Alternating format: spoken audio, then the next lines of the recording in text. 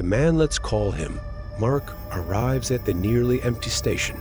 Checking his watch, it's past midnight. The last train is his only option to get home. Mark boards the train and notices that there are no passengers, just empty seats. The train has an old, almost decrepit look, with dust and cobwebs clinging to the walls. As the train starts moving, a strange chill fills the air. The sound of the train wheels on the tracks is oddly silent, as if muffled by an unseen force. A shadowy figure in an old-fashioned conductor uniform appears at the door.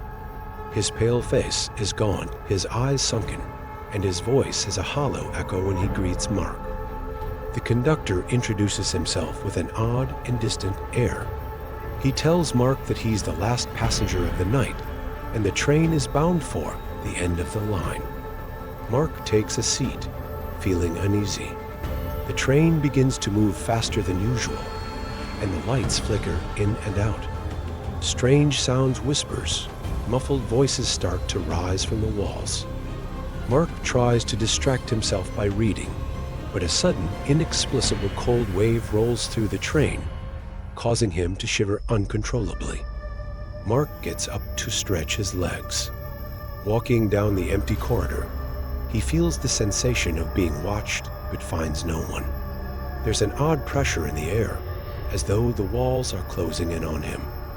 Mark spots a reflection of a man in the window who isn't there when he looks behind him. His reflection starts moving on its own, mimicking him in disturbing ways. The conductor reappears and warns Mark that no one ever leaves the last train. Mark laughs it off, but begins to feel the weight of the conductor's words. The train suddenly comes to a screeching halt in the middle of a dark, uncharted forest. Mark peers out the window and sees nothing but pitch-black darkness. A bright light flickers in the distance, then vanishes. Mark tries to focus on it, but the train starts moving again without any explanation. While looking out the window, Mark sees shadowy figures standing on the platform in the distance. They don't move, and their faces are blurred as if they don't belong to this world. Mark decides to investigate the other carriages. Each one is completely empty. The oddest part is that all the windows are covered in thick dust, but there are no fingerprints. Suddenly, there's a loud knocking on the train's compartment door. When Mark opens it, he finds only empty space. The train seems to have no real destination, just an endless ride. The conductor approaches Mark again, telling him that this train doesn't stop because it's cursed. Everyone who boards it is trapped in a limbo of perpetual travel. Mark begins hearing faint wails coming from inside the walls, growing louder and more frantic. He looks around for the source, but can't find anything. A woman in old-fashioned clothes suddenly appears across the aisle, staring blankly ahead. When Mark tries to speak to her, she doesn't respond, but is clearly not a living person. The conductor starts talking about the history of the train, mentioning that it has been running for over a century. He claims to have been its conductor for all of that time, which Mark finds impossible. Mark notices that the train never seems to get closer to any town or city.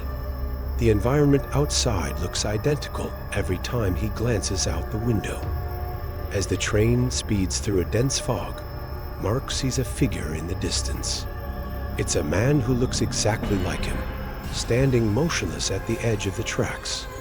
Mark begins to spot passengers who resemble long-dead people he has read about in history books. They walk the halls of the train, but never speak, their eyes hollow. The conductor's face begins to distort, revealing a skeletal form with glowing, hollow eyes. He tells Mark that everyone who has ever died on the train becomes part of its cursed crew. The conductor offers Mark a permanent seat on the train, claiming that everyone gets one choice: stay forever or disappear.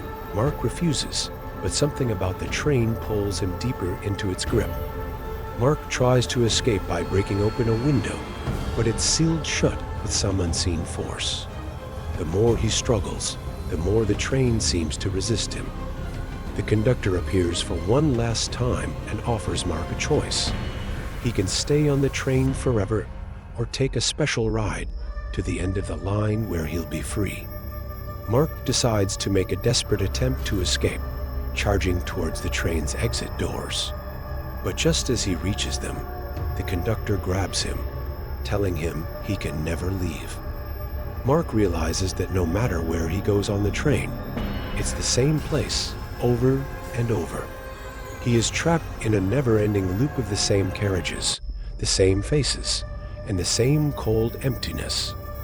Mark realizes that he has become part of the train's ghostly crew, his body slowly changing into a spectral version of himself. He feels his humanity slipping away. As the train slows to a halt in complete darkness, Mark is given the ultimate choice: stay as part of the crew or allow the train to claim his soul entirely. In the final scene, a new passenger boards the train, looking confused and tired. He sits down in the same seat Mark once occupied, unaware of the horror that awaits him. The cycle starts again.